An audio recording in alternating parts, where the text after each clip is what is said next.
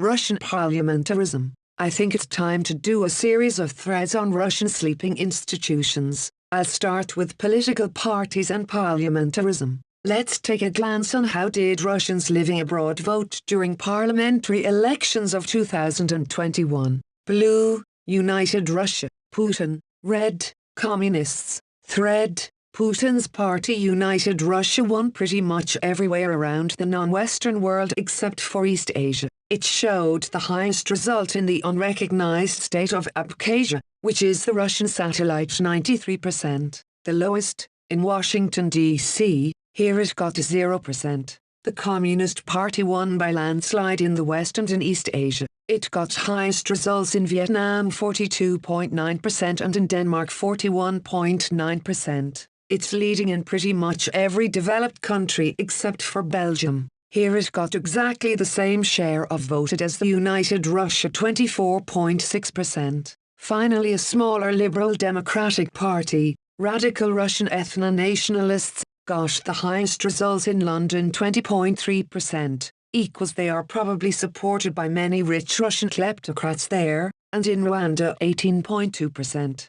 Other parties are either too small or too fake to discuss them. NB, how to interpret the US results? I was asked if nobody in the embassy voted for United Russia. Not quite. As you see, votes from DC were counted together with the votes from the entire Old South and both Dakotas. Few votes for Putin were drowned in a flood of communist votes. Now let's go a bit deeper. If you are unfamiliar with Russian political system, it's just too easy to misinterpret these results. So I need to make a small introduction into a recent political and parliamentary history of Russia. When Yeltsin came to power, he was super popular, but the socio-economic catastrophe of 1990s obliterated his image and reputation. Overwhelming majority of the country wanted to go back and voted for the communists. Here you see the results of parliamentary elections. 1995. In 1990s Russia always had communist-dominated parliament, which angered Yeltsin. Slovakian systemic liberals such as Chubais. He organized privatization, giving the government property to oligarchs, and wanted to do further market reforms. But commies were simply vetoing it.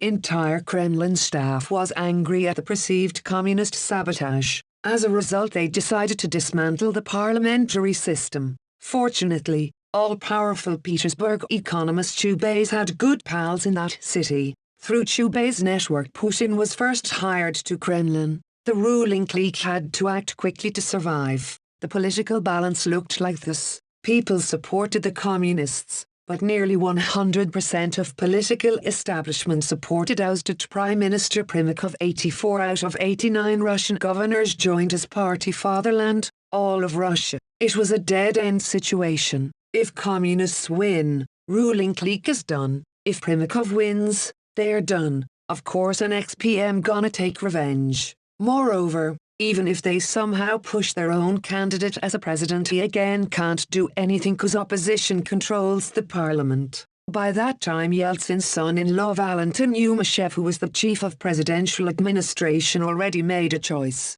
Putin will be our next president. He's loyal, reliable, he'll never let us down. And the entire Kremlin apparatus worked hard to push Putin forward. But we just secure the transfer of power to Putin. We save our lives and status. But the opposition-led parliament sabotaged Yeltsin and surely gonna sabotage Putin.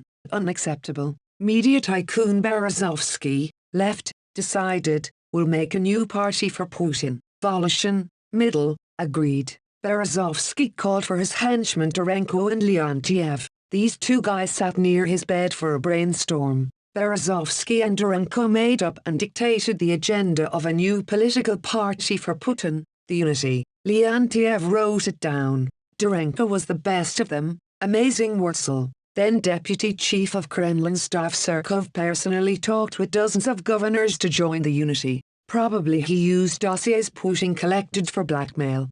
Anyway, he talked 39 of Primakov's governors to join. Now Primakov had 45 plus popularity, Putin 39 plus FSB plus Kremlin lobby. That's how the Unity was established. It wasn't really a party. Kremlin clique was tired of dealing with parliamentary opposition, so they made a plug that would cancel parliamentarism at all, make our own pseudo-party, hijack the parliament and it rubber stamps any our decisions. Through blackmail and Chechen war they boosted this pseudo-party out of nothing. In 1999 the Unity, Blue, got 64 MPs, and Communists, Red, 67. Light blue are Moscow, Tatarstan and Bashkortostan, where regional elites rejected their offers and stood by Primakov till the very end. The victory of Putin in 2000 marked the consolidation of the new regime. New rulers started quickly centralizing all power, all authority and all the money in their hands. The formula of Putinism is, president rules, parliament rubber stamps, regions have no cash and no power. And you know what became the Achilles heel of Putinism? The parliament, which is supposed to rubber stamp. To rubber stamp you need the unity to get majority, but unity is unpopular. Everyone knows they are corrupt puppets. Putin's approval was high, approval of unity in the toilet. In 2001 unity unites with fatherland, all of Russia and our home is Russia. What's common between these parties? They were three personalist parties of three different PMs, Putin, Primakov and Chernomordin. All three first became PMs and only then established their parties. Putinism wasn't aberration but a historical trend. A random guy is appointed as the PM by the Tsar, and then establishes a personalist party to facilitate his rule. Putin did what everyone was doing, and in 2001 his unity forced others to unite. That's how United Russia emerged. Unlike Putin, who was very popularity and even now is, United Russia never had popular support. How would it get a majority then? Through election fraud. Who did the fraud? The governors did. Why? First, Putin's finance minister Kudrin centralized all budgetary decisions in Moscow. Moscow would first collect all profitable and collectible taxes and then decide how much each region gets. Thus governors were reduced to beggars who spent half their time in Moscow. Please give me a transfer. Beggars can't really say no, and all the blue regions became beggars. Moscow also used the sheer force. The governors who would show bad election results for Putin and United Russia would lose their status or worse. Consider Fergal, governor of Khabarovsk, Far East. He didn't fake elections in Putin's favor, showed real results, and here he is. Governor Fergal's arrest sparked massive protests over Khabarovsk region in 2020 to 2021, but Kremlin just ignored them. Like the fuck they are gonna do? Over the time they just stopped. Putin's principle is to never ever submit to the popular demands or mass protests. United Russia is not a ruling party. The old Communist Party actually ruled the state. Meanwhile the United Russia is simply a bunch of cowardly opportunist rubberstamps. Putin didn't even technically join his own party because association with such weasels would hurt his image. The only somewhat real, somewhat independent and very electable parliamentary party in Russia are the Communists. However, it would be wrong to imagine them as a party in European or American sense. It's not so much a cohesive party as an umbrella for many movements inside. You can't just go and do politics in Russia. You'll end up in jail. You also can't really set up your own party, because the rules are designed in a way you won't be able to complete all the procedures. If you want to do any politics or any activists, you must join an existing party. Whom to join? United Russia and its smaller clones, the Just Russia. The new people won't allow you to show even a little bit of dissent. You can only praise everything the government is doing, so you can either join the liberals, the Apple or the communists. No other options. The major difference between these two is that the Apple is unelectable and the communists are. I learned it myself. This summer I tried to help two candidates on elections to Moscow Parliament. They weren't professional politicians, just smart intelligentsia guys aiming for politics. Officially both lost and the United Russia candidates won. But I know that the guy who joined communists has actually won and the guy who joined Apple has actually lost. How do I know it? Well, from the official data, discrepancy between the online and the offline voting results. The committee supervising the elections in Moscow was presided by Alexei Venediktov, the director of radio station Echo of Moscow. Very brave, very oppositional, very liberal. It's also 66% owned by the state-owned corporation Gazprom, but who cares? Venediktov supervised online voting that's supplemented offline. Look at the election results of opposition, Green, and United Russia, Blue.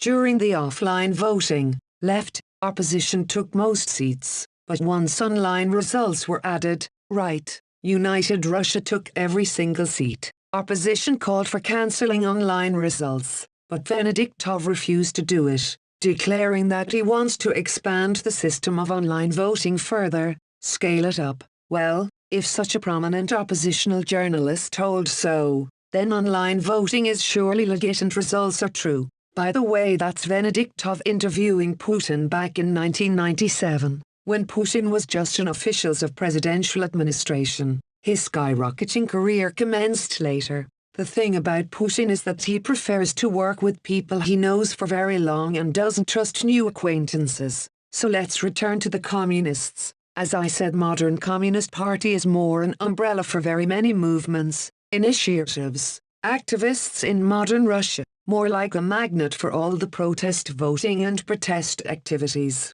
Hence it looks kinda idiosyncratic. Communists' leadership pretends to be very religiously observant, attends church services and sermons. Why? Largely because Orthodox clericalism is part of a new state cult now. Previously Russia had a Marxist state cult, now it has Christian one. Not much difference. Communist leadership also stands against immigration, with obvious xenophobic overtones. Consider this poster on by a communist MP. Visa regime stops the flood of illegal immigration. To put it in other words, the central leadership shares most of the assumptions and beliefs of the ruling clique. And yet, the party is not cohesive and not integrated. It's rather a legal umbrella to avoid jail and a brand for pretty much any dissent in modern Russia. It seems that most of the dissent within this party is not a decision of higher-ups, who are totally controllable, but of grassroots movement which has very little connection with their supposed HQ. They launch pretty much all the socio-economic protests in the country. Communists were the only ones protesting against the vaccine mandates. Again, not because it is the decision of the leadership. Leadership wouldn't do anything without an order from Kremlin, but because there are huge isolated grassroots movements acting on their own initiative. It's also telling that the only 3 MPs who protested against the invasion of Ukraine were members of the Communist Party, Mikhail Matveyev, Oleg Smolin and Vyacheslav Markiev. The rest 447 MPs agreed and praised this decision. Protesting now is indeed very, very risky. Let's sum up. In 1990s, Kremlin was so disaffected by parliamentary opposition that they decided to abolish parliamentarism and public politics at all. Hence the rise of Putin and building of Putinism. Systemic liberals needed Putin so they wouldn't have to deal with opposition. United Russia is not a ruling party. It's not a political party at all. It's just a fake pseudo-party whose only role is to rubber stamp all Putin's decisions so that he wouldn't have to deal with the opposition. It's the plug on the parliamentarian and on public politics in Russia. Genesis of United Russia isn't political, it's administrative. Putin was first appointed a PM and then got a party. That's typical.